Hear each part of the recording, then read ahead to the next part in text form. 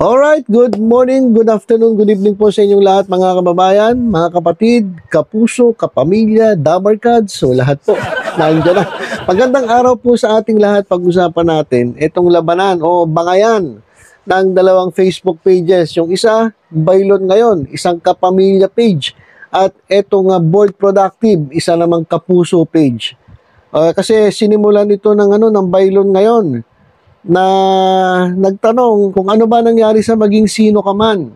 Kasi itong maging sino ka man mga kababayan, ayon kay Baylon Ngayon ay isang flop. Sapagkat doon sa labanan nila sa kanyang katapat na show, ito pong FPJ's Batang Quiapo, talaga namang kahit isang beses o kahit isang araw, hindi po ito nanalo sa ratings. Laban nga dito sa Batang Quiapo ni Coco Martin. So, nung pilot airing, ito mga kababayan, yung ratings na inilabas ng Baylon Ngayon kasi minomonitor ng Baylon Ngayon yung mga katapat ng ng Batang Quiapo kasi yun yung kanilang yung kanilang panlaban talaga eh. So, lahat ng tumapat, minomonitor nila. At itong pinakahuli nga, itong maging sino ka man, sa kanilang pilot rating, 11.4% ang kanilang nakuha. Peak rating, 11.9%. O hanggang 11.9% lang sila, hindi sila tumataas, hanggang dun lang. Ang pinaka-lowest rating na nakuha nila is 9%. Ito po yung audience share, ito po yung TV ratings, itong pinag-uusapan natin. At doon sa pinali, ay nakakuha sila ng 11.3%. Na kung ikukumpara daw dito sa Batang Quiapo ay talaga namang napakababa. Kaya sabi tuloy ni Baylon Ngayon, ito pong maging sino ka man na pinangungunahan ni Barbie Fortesa at ni David Licauco ay flop. So sa loob ng 49 sa pag-ere, single digit rating lang talaga ang nakukuha ng maging sino ka man sa prime time. Pero dahil sa delayed telecast rating, nakakuha ito ng double digits. Kung tutuusin, hindi patas ang ganitong sistema. Dahil maaari yung nanonood sa 8 PM time slot ay siya ring nanonood sa delayed telecast.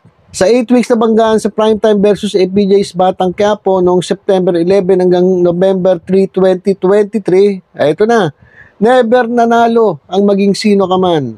Ni isang beses at mananatili na yan sa history, hindi na mabubura pa. So yun yung yung comparison ni Baylon Ngayon dito sa FPJ's Batang Quiapo at dito sa maging sino ka man. Parang sinasabi ng Baylon Ngayon na walang binatbat etong nag-flop na maging sino ka man laban dito sa kanilang pambatong FPJ's Batang Quiapo. Kaya naman, syempre, hindi magpapatalo etong FB page naman ng Kapuso Network na Bold Productive. O sabi nila, ito naman yung kanilang opinion pagdating sa issue na yan. Malakas ang Batang Quiapo na ipinalabas sa A2Z, TV5, Cinemo at Kapamilya Channel. True. Sumasang-ayon naman sila na talagang malakas itong Batang Quiapo.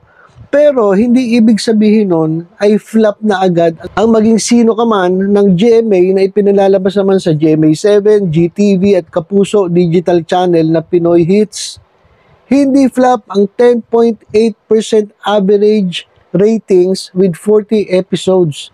Ayon daw dito sa Bold Productive, hindi naman flop Kasi unang-una 10.8% na average ratings, mataas na yan. Hindi mo pwedeng sabing flop yan. Mahirap masustain ang ganyang numero throughout its run. 10.8% NUTAM translates to more than 11 million viewers tuning in every single night. Urban areas pa lang yan. Hindi pa kasama ang mga nasa rural areas kung saan mas malakas ang reach ng GMA compared sa ibang free TV stations. Hindi daw patas ang delayed telecast dahil maaari daw muling manood yung mga nanonood ng 8 PM telecast. Pwede. Pero ilang porsyento ba ang over sa pagka-fanatic na handang umulit ng palabas at magpuyat? Sa 11 million viewers na yan, baka wala pa sa 100 ang gumagawa noon. So, pinabulaan na naman ni Board Productive yung sinasabi ni Baylon Ngayon na pwedeng umulit sa panonood itong mga tagahanga ng maging sino ka man kasi nga delayed telecast. Sa totoo lang, disadvantage sa GMA ang delayed telecast. Dahil habang lumalalim ang gabi ay nababawasan ng mga taong gising. Kaya kung mapapansin niyo after ng newscast ay pababa na ang rating sa primetime hanggang mag-sign off. Disadvantage for GMA, but they do it anyway para makahabol sa panonood ang mga late na nakauwi ng bahay galing sa trabaho.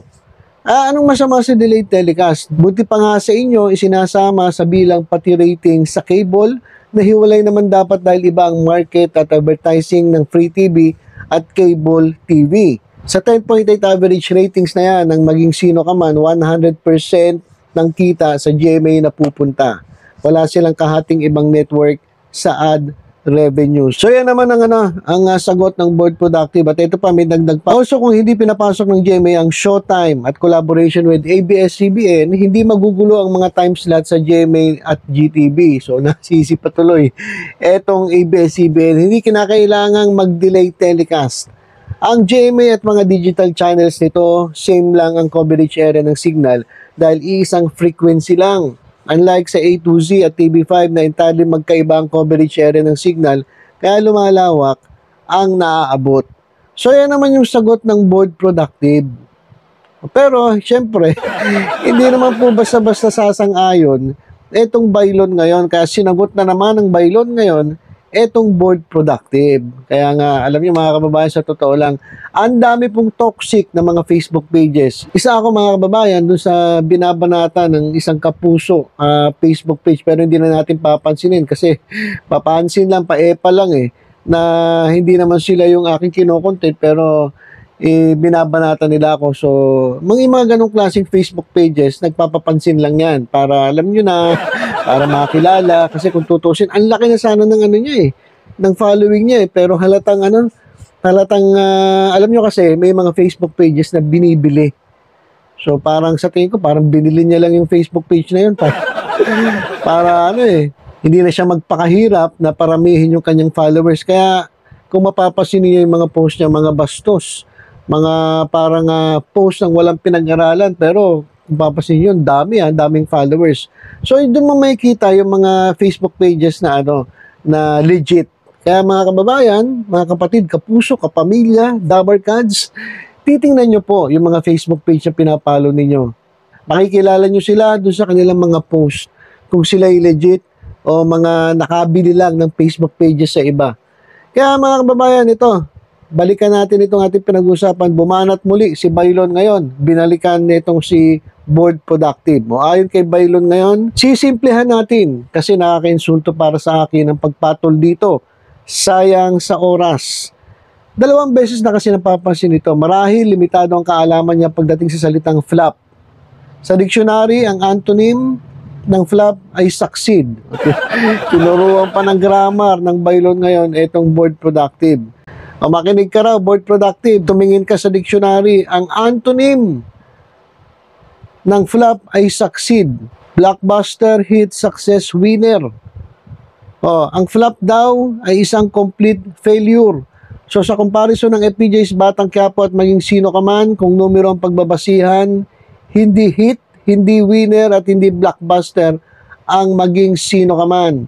Kung sa 49 sa banggaan nila sa prime time at never itong nanalo, therefore it was a complete failure. So pinanindigan talaga ni Bailon ngayon yung kanyang sinasabi na talagang complete failure itong maging sino ka man, na ito'y isang flop.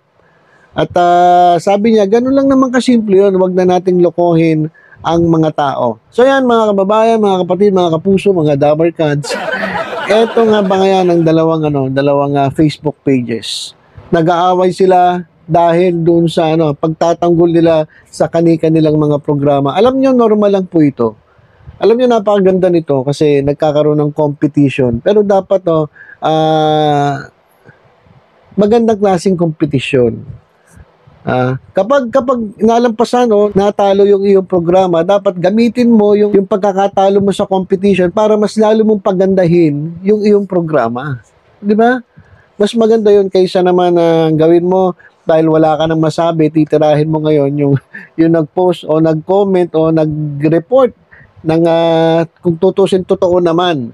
So dapat maging marunong yung mga humahawak ng Facebook pages.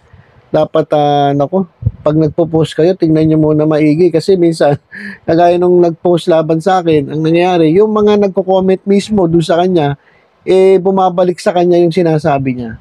At sinasabi na na siya mismo nakakasira dun sa grupo o sa network na pinagtatanggol niya.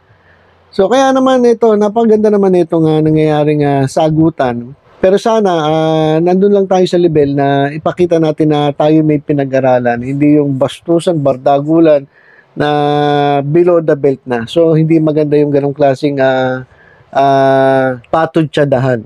So dapat mag-stick tayo dun sa issue, mag-stick tayo dun sa topic, hindi yung porke wala ka nang masagot dun sa issue, titirahin mo yung personality, yung personalidad o yung grupo o yung kalaban mong Facebook page. So, yun lamang mga kababayan, tutok-tutok lang po sa Batang Maynila. Ingat po tayong lahat. God bless.